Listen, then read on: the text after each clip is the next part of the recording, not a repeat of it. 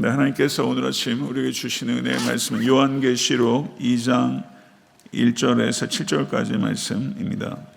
네, 다 같이 합독하도록 하겠습니다. 에베소 교회 사제에게 편지하라. 오른손에 있는 7뼈를 붙잡고 7 금초대 사이를 거니시는 이가 이르시되, 내가 내 행위와 수고와 내 인내를 알고 또 악한 자들을 용납하지 아니한 것과 자칭 사도라 하되 아닌 자들을 시험하여 그의 거짓된 것을 내가 드러낸 것과 또 내가 참고 내 이름을 위하여 견디고 게으르지 아니한 것을 아노라. 그러나 너를 책망할 것이 있나니 너의 처음 사랑을 버렸느니라.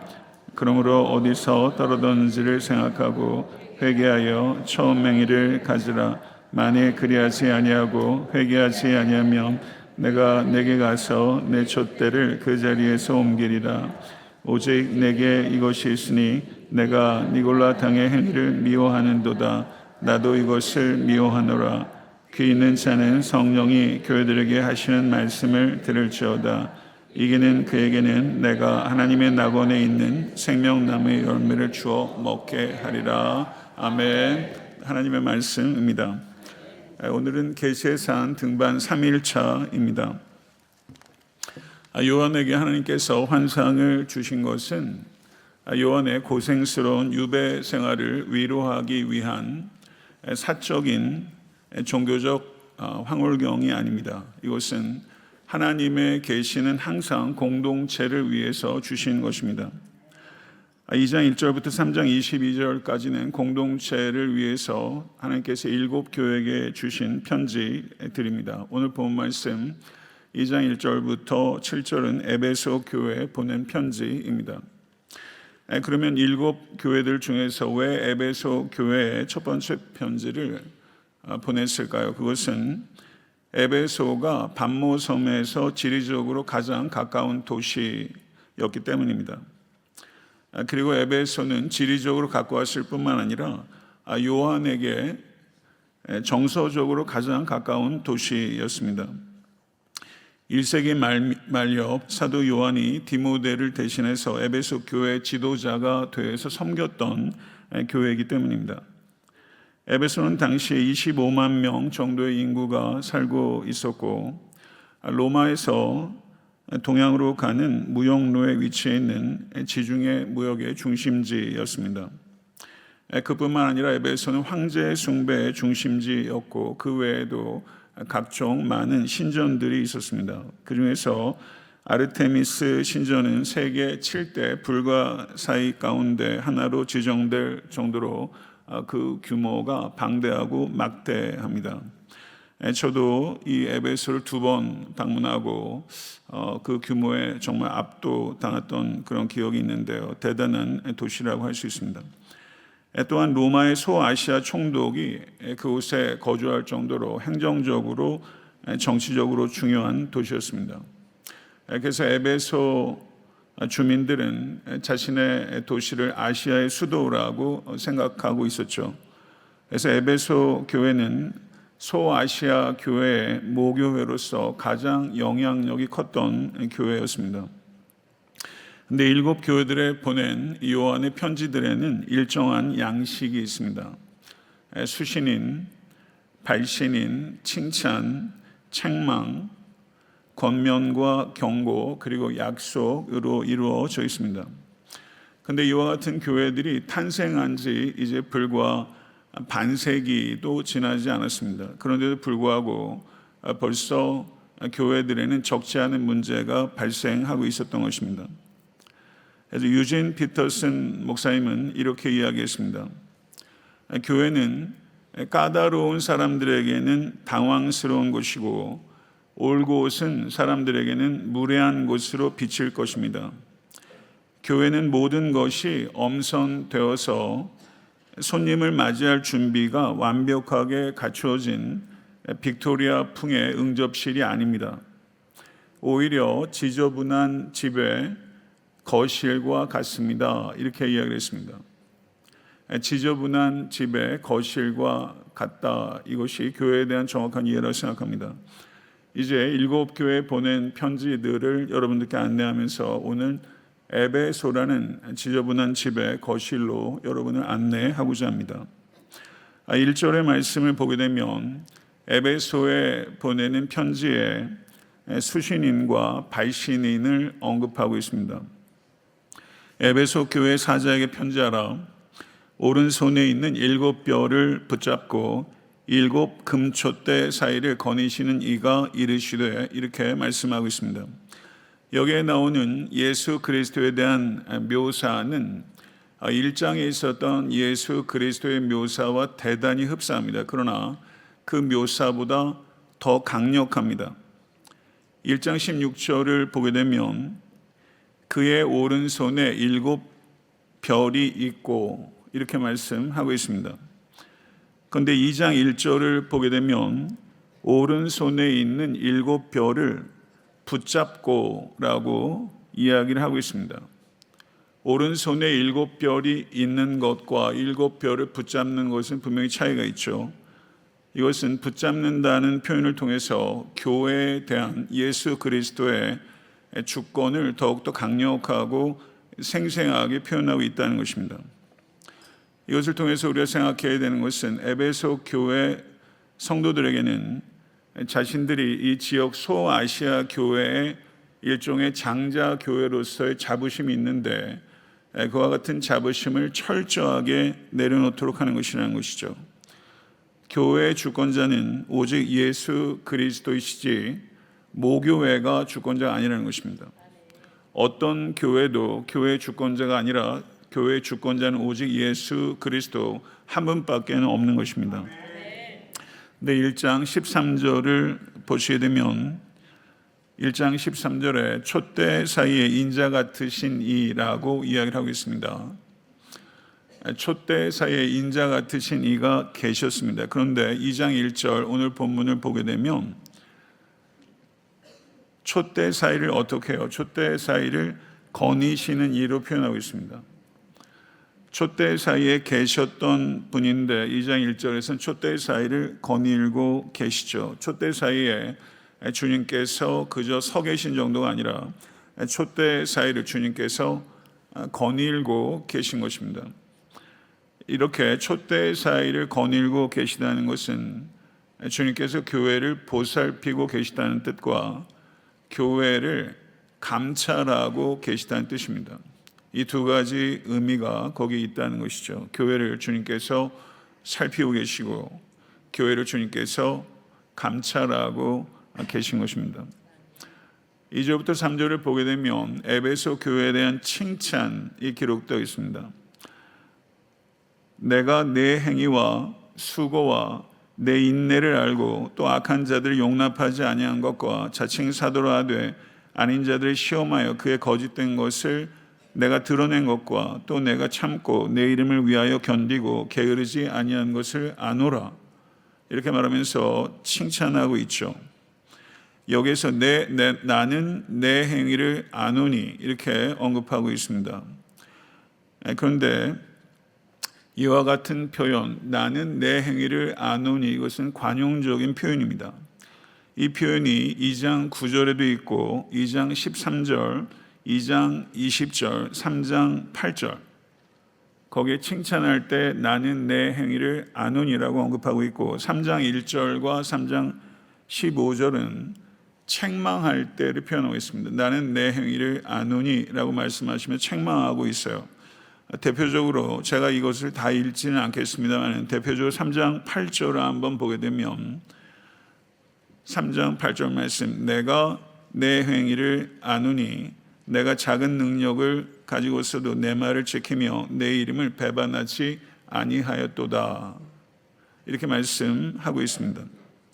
3장 15절을 한번 보겠습니다.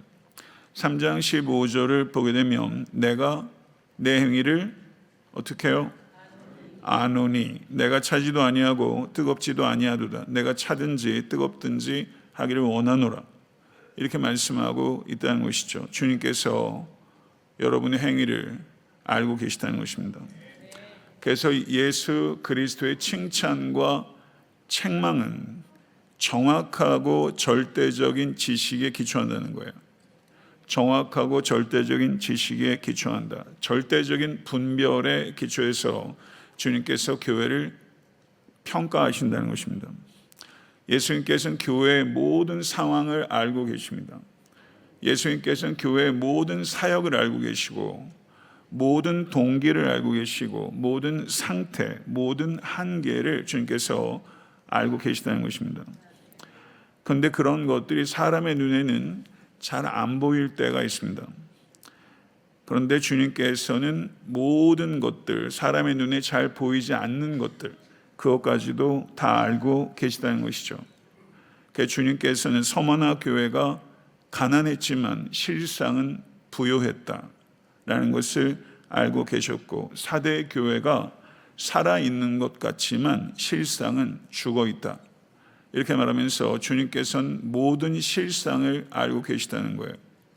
우리 주님께서는 여러분의 실상을 알고 계십니다.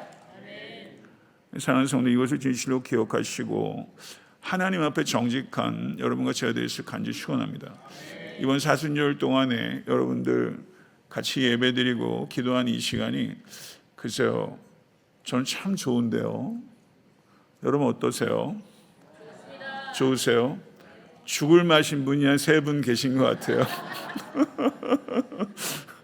근데 저는 시작하면서 이거 힘들겠다 싶었는데 막상 시작하고 성도님들께서 이렇게 계속 오시고 주차장에 차만 봐도 감사가 나오는 거 있죠.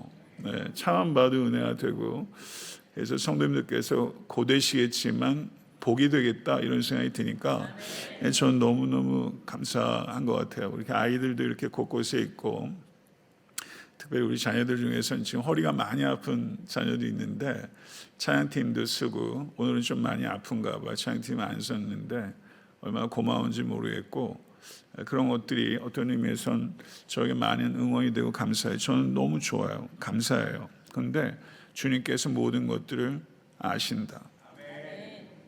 그 아시는 주님 앞에 여러분 모든 그런 화장들 다 내려놓고 이때 주님과 정직하게 안 만나면 언제 만납니까? 그래서 정말 주님 앞에 진실되게 기도하시고 부르짖는 이 시간 될 수 있게 간절히 축원합니다. 그래서 예수님의 칭찬과 책망은 공정하다는 거예요. 그리고 신뢰할 만하다는 거예요. 그래서 예수님께서 칭찬도 하시고 책망도 하세요. 제가 저희 집 아들한테 하는 말이 있어요. 아빠가 옆집 아이 칭찬하고 책망하지 않는다. 너희들이니까 칭찬한다고 책망도 하는 거야. 왜? 아빠는 너희들을 사랑하니까.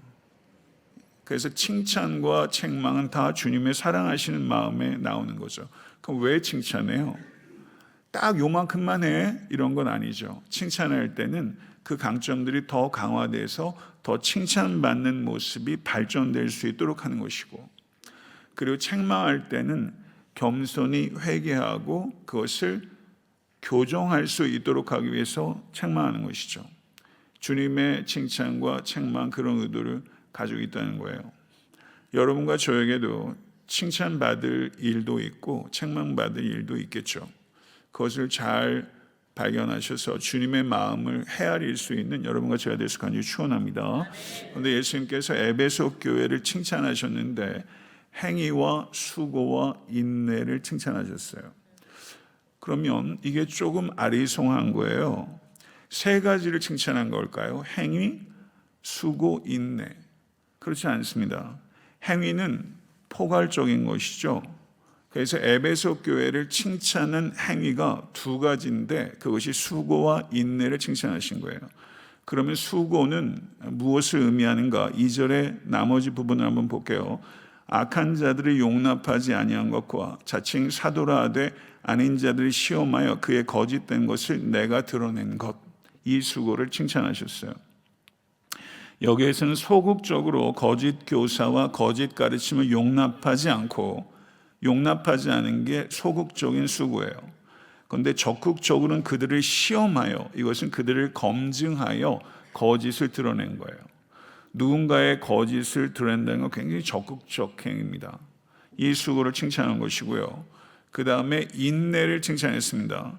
인내는 3절에 기록되어 있어요. 내가 참고 내 이름을 위하여 견디고 게으르지 아니한 것을 칭찬했죠.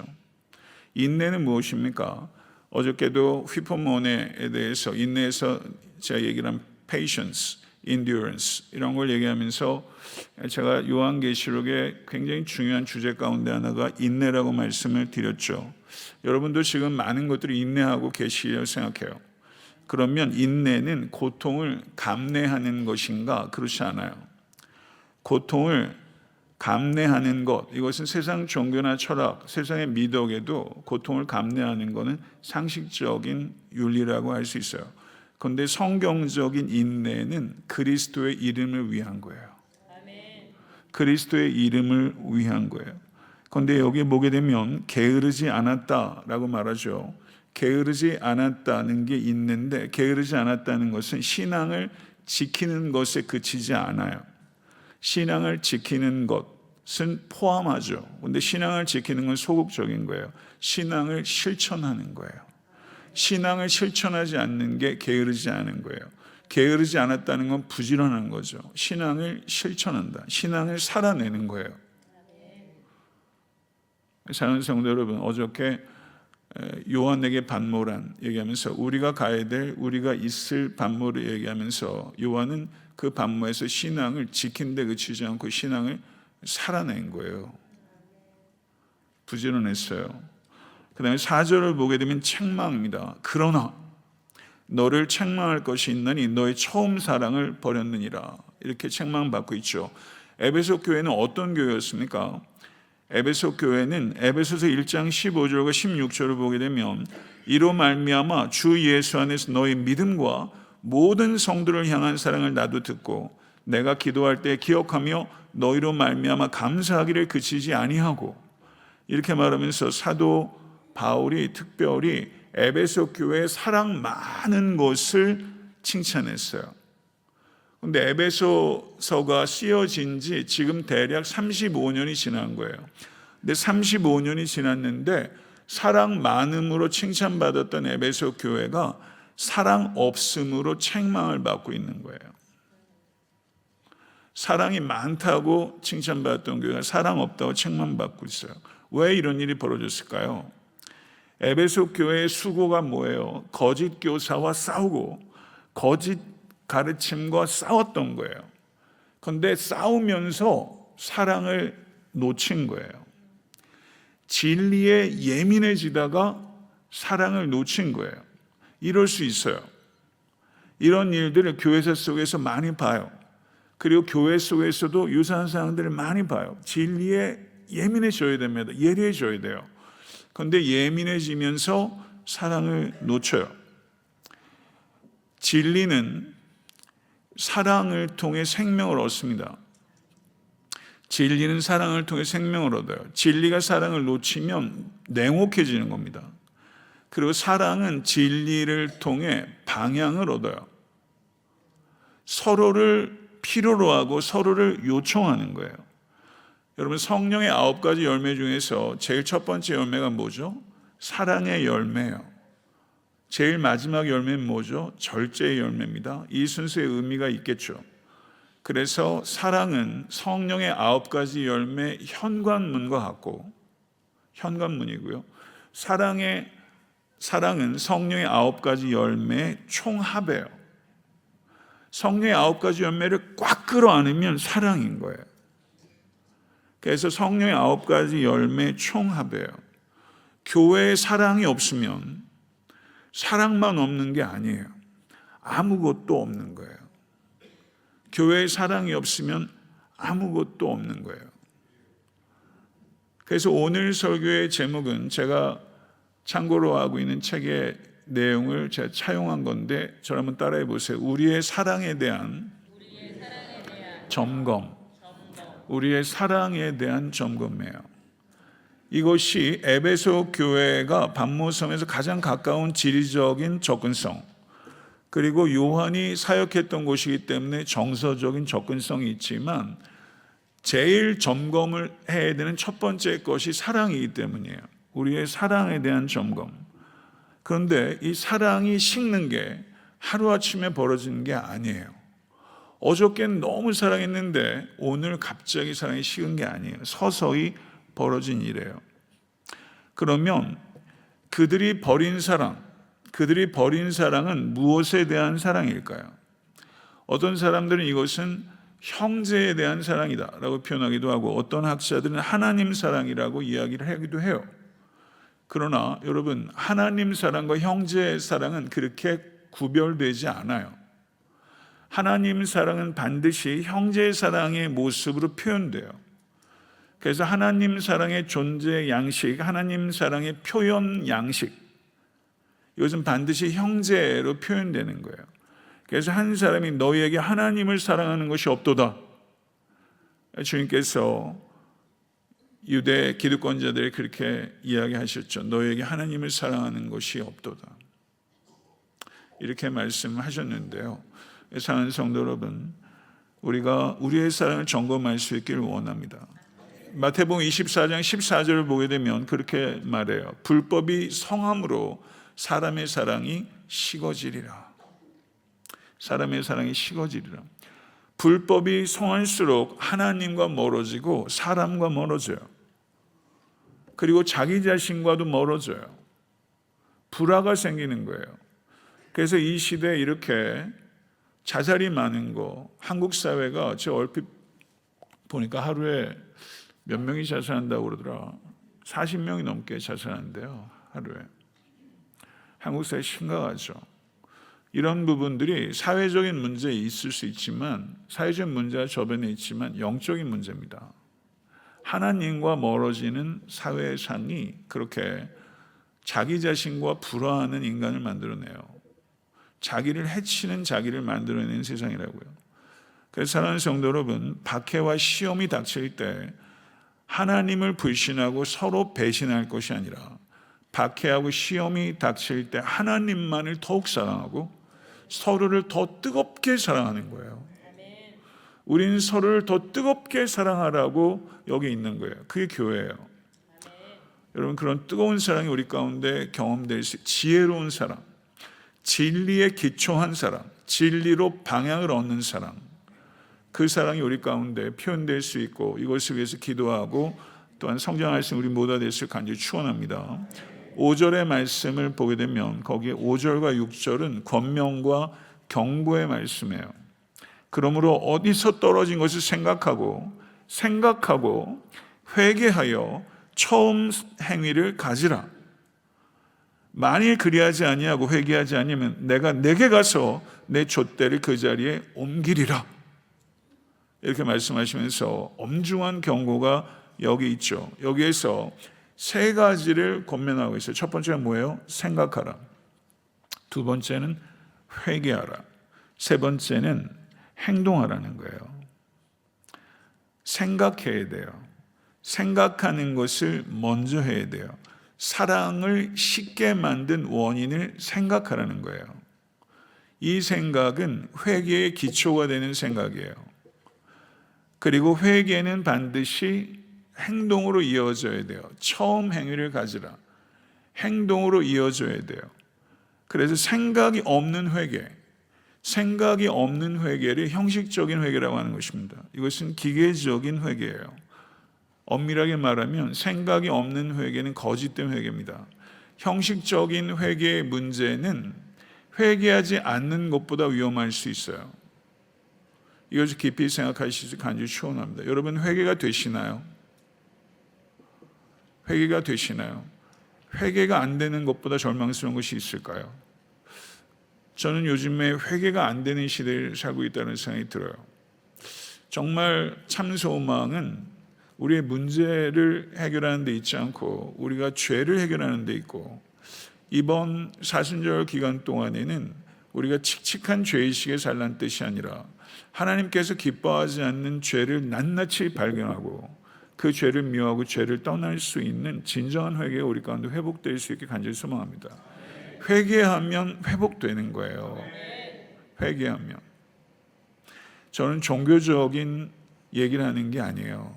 여러분 종교인 아닙니다. 우리 교회는 여러분을 좋은 종교인으로 만드는 게 아니에요.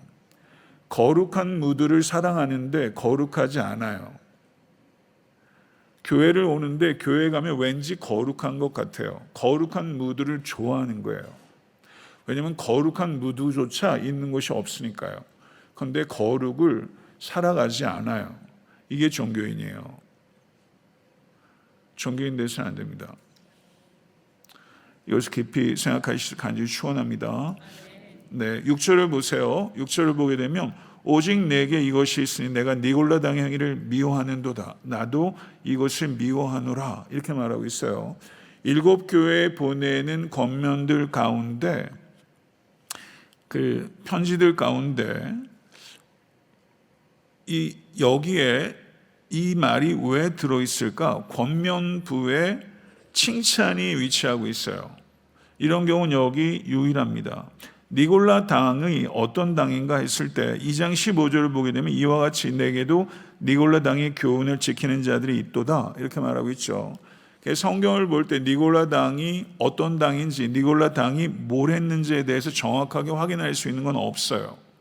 아마도 니골라 당은 우상 숭배와 음행 그리고 황제 숭배의 관계는 혼합주의의 문제가 있었을 것으로 보여요.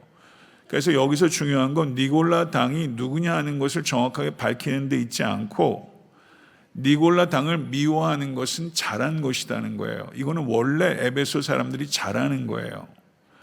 진리에 예민해지면서 사랑을 놓쳤죠.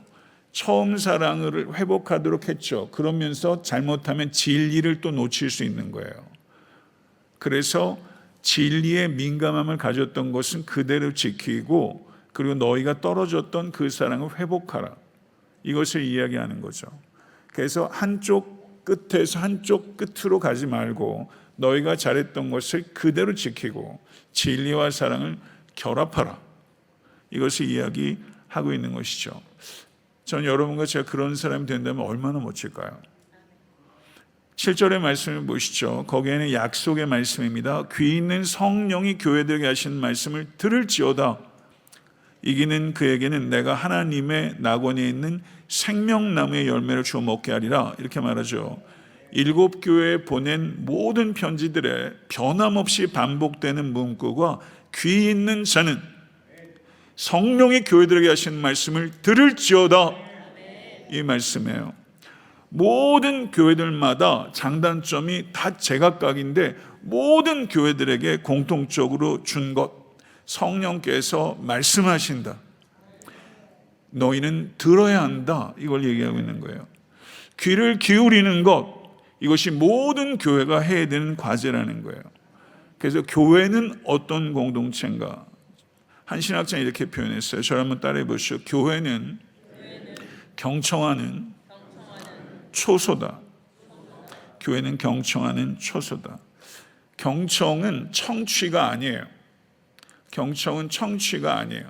저는 라디오를 듣던 세대예요. 팝송을 듣던 세대고요. 그래서 영어를 팝송을 부르면서 배웠던 시대고요. 그래서 팝송 한번 해볼까요? 근데 예전에 들었던 것에 이종환의 뭐요?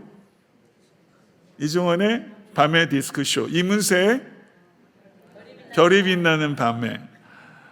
여러분 그래서 편지도 보내시고 뭐 상품도 받으신 분도 계실 거라고 생각해요. 청취했거든요. 공부하면서도 수학 정석하면서도 들었단 말이죠. 청취한 거예요.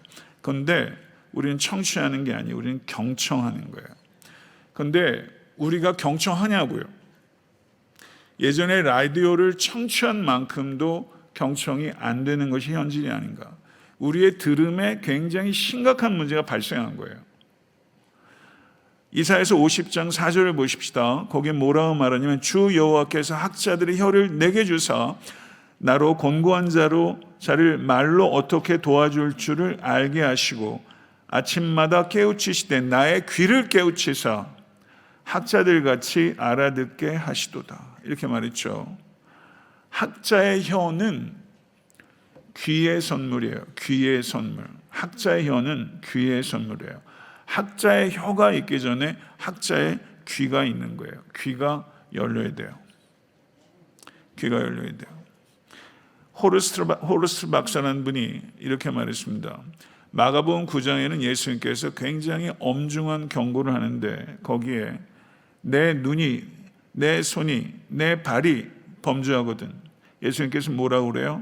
손이나 발을 찍어버리라, 눈을 빼버리라, 이렇게 얘기해요. 그런데 거기에 예수님께서 하지 않는 말씀이 있어요. 귀를 잘라버리라, 이건 없어요. 귀를 잘라버리라는 말은 없어요. 이게 중요하다는 거예요. 호르스트 박사의 얘기예요. 귀를 잘라버리라는 말은 없다. 왜? 귀는 복음 전파의 필수 불가결이기 때문이다. 그래서 갑자기 귀가 너무 소중해진 거예요. 저는 여태까지 눈이 오감 중에서 제일 소중하다 이런 생각이 있어요. 눈 너무 소중하죠. 그런데 귀가 소중하다 이런 생각이 들었어요. 귀가. 여러분 들으시기를 간절히 축원합니다. 여러분이 이 시간들 통해서 들으셔야 돼요. 그런데 이게 피지컬 이어를 얘기하는 게 아니에요. 정말 들으시냐고요. 반드시 들어야 합니다. 그 들음이 열릴 수 있게 간절히 축원합니다. 그리고 예수님께서 약속하세요. 이기는 그에게는 내가 하나님의 낙원에 있는 생명나무의 열매를 주어 먹게 하리라. 이렇게 약속하시죠. 이기는 그에게는. 그런데 이기는 그에게는 승리는 우리가 쟁취하는 것이 아니라 승리는 우리에게 주어지는 거예요. 승리 우리에게 주어진 거예요. 저를 한번 따라해 보세요. 참된 승리, 최후 승리.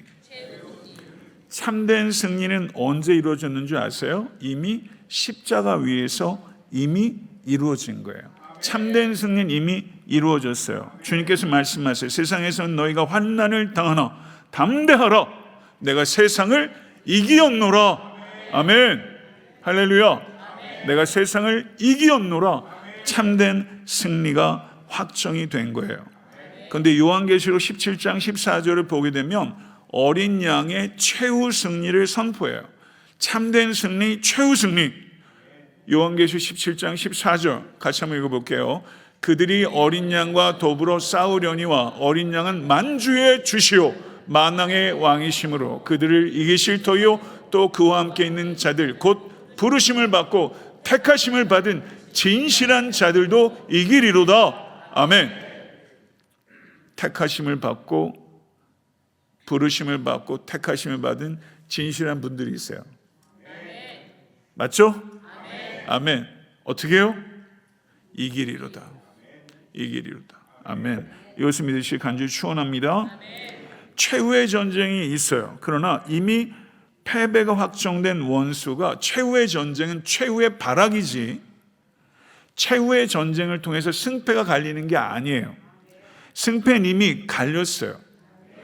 단지 도전하는 것뿐이에요. 아멘. 참된 승리는 이미 확정됐고 최후 승리는 우리에게 주어질 거예요. 완성된 승리가 주어질 거예요. 이것을 진실로 믿으시 간절히 축원합니다. 참된 승리와 그리고 뭐라고요? 최후 승리. 이 두 개의 승리로 삶을 들여다보는 거예요.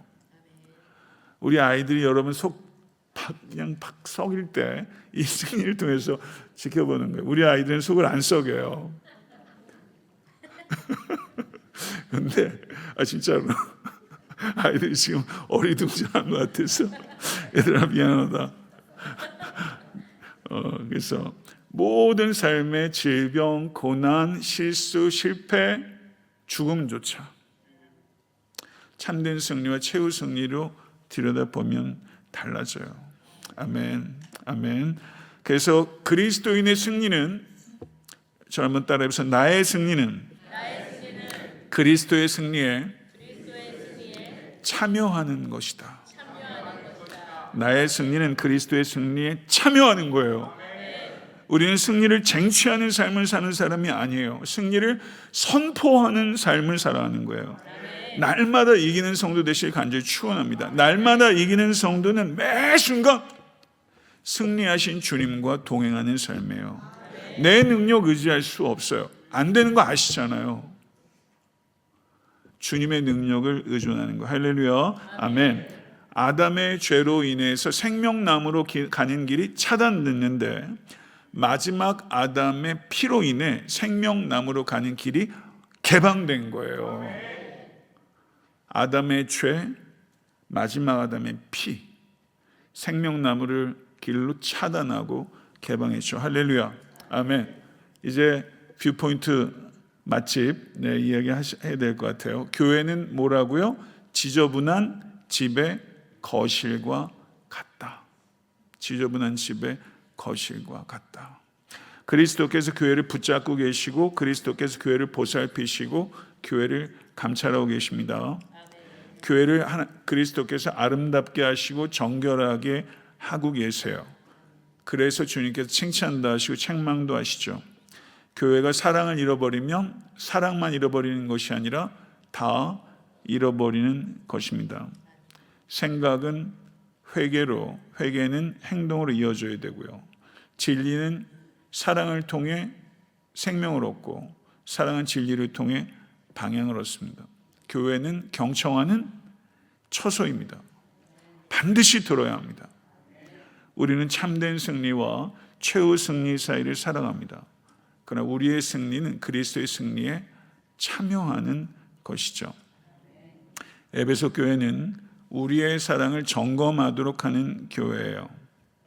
우리의 사랑을 점검하도록 하는 교회입니다. 하나님을 사랑하고 이웃을 사랑하고 나를 바르게 사랑하는 것, 나를 바르게 사랑하는 것, 참되게 사랑하는 것, 뜨겁게 사랑하는 것, 이런 삶이 여러분의 삶이 될 수 있게 되기를 우리 예수 그리스도 간절히 축원합니다. 아멘.